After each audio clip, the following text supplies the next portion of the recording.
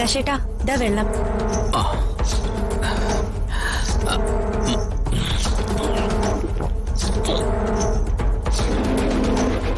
സുചിത്രയുടെ ഒരു ചായ കിട്ടിയ കൊള്ളായിരുന്നു. സുചിത്രേച്ചി ജോലി ചെയ്തോണ്ടിക്ക. ചായ ഞാനിപ്പോ ഉണ്ടായിക്കൊണ്ട് വരാം.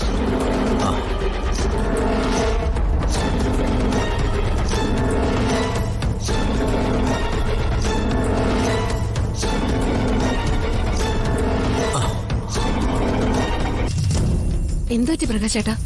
പനിയൊന്നുമില്ലല്ലോ, പിന്നെന്തെങ്കിലും ആകെ ഡള്ളായിട്ടിരിക്കുന്നേ? ഞാനൊരു ചായ എടുക്കാം, ചായ കുടിക്കുമ്പോഴേക്കൊന്ന് ഫ്രഷ് ആയിക്കോളും. വേണ്ട, മീനാക്ഷി ചായ ഇടാൻ പോയിട്ടുണ്ട്. ഇത് വലിയ അത്ഭുതമായിരിക്കുന്നല്ലോ. പ്രകാശേട്ടൻ മീനാക്ഷി ചായ ഉണ്ടാക്കിയ കുടിക്കൂ? മീനാക്ഷി ഇപ്പോ ഈ വീട്ടിലൊരു അംഗമല്ലേ. തർക്കങ്ങൾക്കൊക്കെ വലിയ ആയുസ് വെക്കാൻ പാടില്ല. എന്റെ ദേവി, ഇങ്ങനെ മാനസാന്തരം ഉണ്ടാവൂ? ഏതായാലും സന്തോഷായി. പ്രകാശേട്ട ചായ.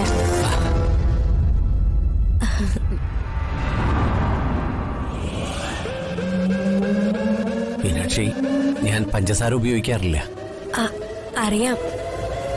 എന്തിനാ പിന്നെ പഞ്ചസാര ഇട്ടത്? നല്ല ക്ഷീണം തോന്നുമ്പോ പഞ്ചസാര ചേർത്ത് വേണം ചായ കുടിക്കാൻ. അപ്പോ ക്ഷീണമൊക്കെ പമ്പ കിടക്കും. ഈ വീട്ടില് പ്രകാശേട്ടൻ തളർന്നിരുന്ന ഞങ്ങളെ വഴക്കു പറയാൻ പിന്നെ ആരാ ഉള്ളത്?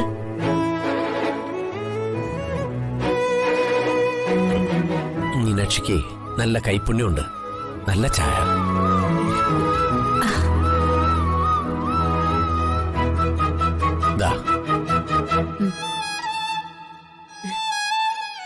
സന്തോഷം.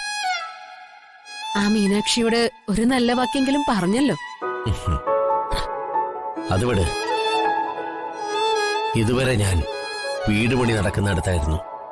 ഓരോ ദിവസവും കയ്യിൽ നിന്ന് പണം ഇറങ്ങിക്കൊണ്ടിരിക്കുക. കയ്യിലുണ്ടായിരുന്നൊക്കെ തീർന്നു. ഇനി അങ്ങോട്ട് പണി നടക്കണമെങ്കിലേ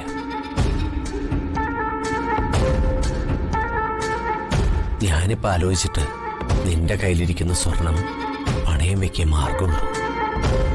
അതിനെന്താ പ്രകാശേട്ടാ, നല്ലൊരു കാര്യത്തിന് വേണ്ടിയല്ലേ. സ്വർണം വെറുതെ അലമാരയിൽ പൂട്ടി വെച്ചിട്ട് എന്ത് ഗുണം കിട്ടാനാ?